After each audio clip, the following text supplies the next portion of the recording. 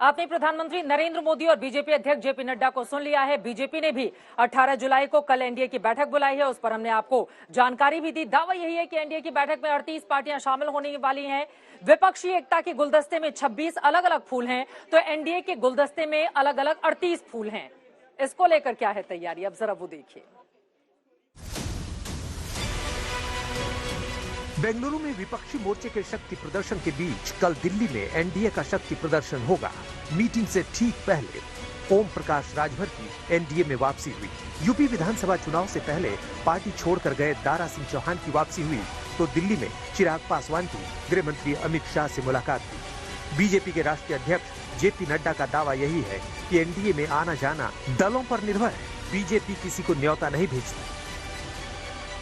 हिमांशु जी, आपने प्रश्न को बड़े अच्छे शब्दों में रखा।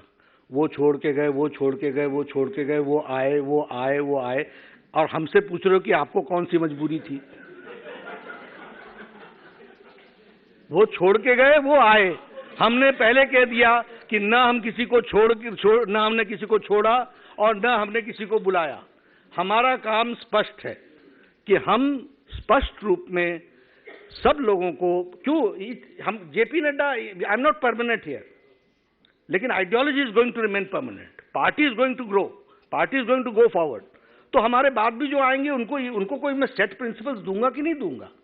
तो वो सेट प्रिंसिपल एनडीए का है कि हम किसी को छोड़ते नहीं, जो छोड़ के चले जाए उसके प्रति भी हम सद्भाव और प्रेम रखते हैं, और हम जब भी वो आना चाहें वो आ जाएं। देखिए, फिर मैं वही कहता हूं कि उनको पानी दिख गया, अब बाद में समझ में आया कि नहीं यही रास्ता है, तो आ गए। महाराष्ट्र में एनडीए का कुनबा टूटा, उद्धव एनडीए से आउट हुए, तो शिवसेना में बगावत का झंडा उठाने वाले एकनाथ शिंदे दल को छोड़कर बीते साल एनडीए में शामिल हो गए। बात यही नहीं रुकी, बीते दिनों एनसीपी के अजीत पवार भी चाचा से बगावत कर एनडीए में शामिल हो गए। मतलब बीजेपी ने महाराष्ट्र में अपनी ताकत बढ़ाई। बिहार में भी एनडीए छोड़कर नीतीश कुमार गए, तो चिराग पासवान, जीतन राम मांझी, उपेंद्र कुशवाहा से दूरी मिटाते हुए बीजेपी ने एनडीए का कुनबा बढ़ाया। हमारी वैचारिक पृष्ठभूमि पर देश के हित में 9 साल में किया गया कार्य, उसको आगे बढ़ाना, वह हमारा उद्देश्य है।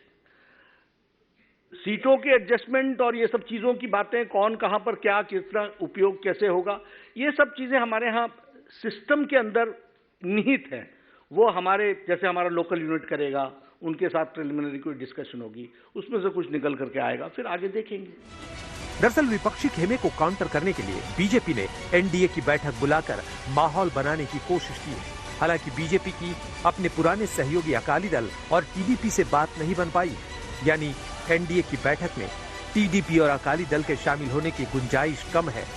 अकाली दल से सीट शेयरिंग को लेकर मामला उलझा हुआ है, तो जगन रेड्डी के साथ केंद्र सरकार के रिश्ते टीडीपी की राह में रोड़ा है। बीजेपी की माने तो कोशिश यही है कि दरवाजे सभी के लिए खुले हैं, लेकिन अगर कोई नहीं आता तो तमाम दल के गठजोड़ से बना एनडीए ताकतवर है।